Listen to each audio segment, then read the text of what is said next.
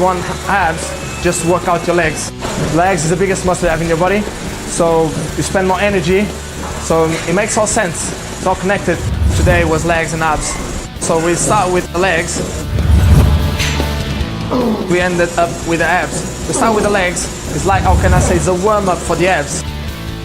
Because when you're doing legs, you're using your abs as well. So at the end, you train your abs. So it's a legs, abs workout, legs, abs session. Abs, we did like a superset, a non-stop set. It's kind of a sequence that I do it. So I work my abs inside out. I start with my transverse. I go for my obliques and my rectus abdominalis. So this is the way I work my abs inside, out. I start with planks to do that. We can do that different types of planks, but the one that I use is called the Superman plank. So it gives you more instability. So it forces you to work more your core, forces you to work more your transverse. That's the best way of squeezing your internal. It's an internal belt that we have. It's a transverse. So that's the way we started.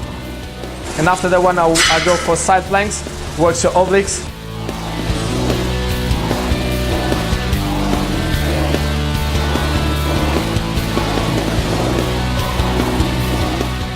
After I still with the isometric training, isometric share on the floor, and afterwards I start to work my obliques. Obliques, there is different types of exercise, twisting.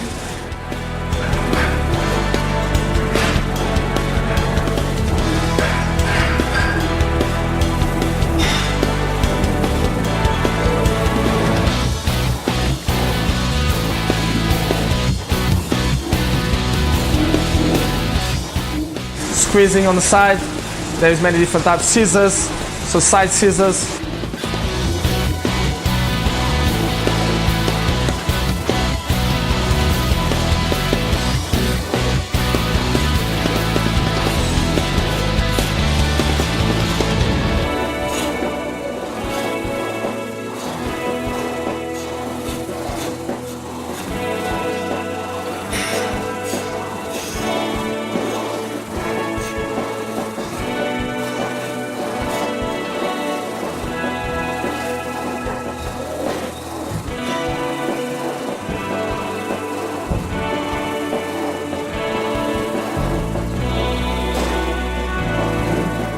Then we finish with classic crunches. So I want to go to failure, so I push myself to the limit at the end for crunches.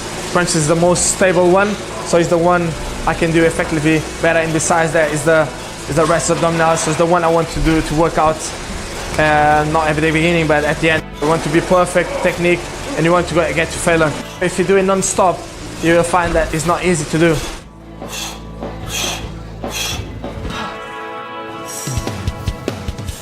For me, this one works well. I do train my abs with weights as well, but for me, the most effective one so far, the one that I've been using more, is this type of non-stop circuit, non-stop circuit. I believe it works better because the abs is kind of a resistance muscle because you use it through all the day. So you're always using your abs. So that's why I think it responds better to this resistance high reps training. Like, it's not the same thing of a biceps or a chest. Of course, you need to have the genetics, but you can go always around. If you don't have the genetics, you need to train and work even harder. So you need to train them more in the kitchen. So what I believe, I always train my abs in the kitchen, but the thing what I believe is all combined: genetics, dieting, and training.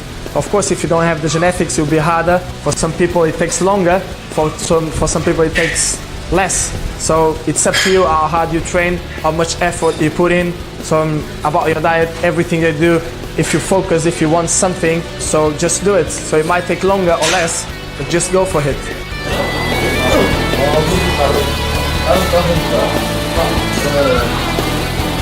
The training that we've done today, of course it can make a difference. Of course, it's not only the diet.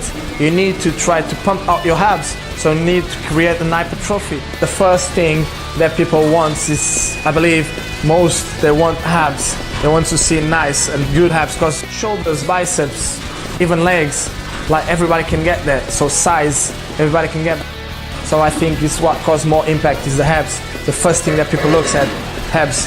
I think middle section is the first one you look at.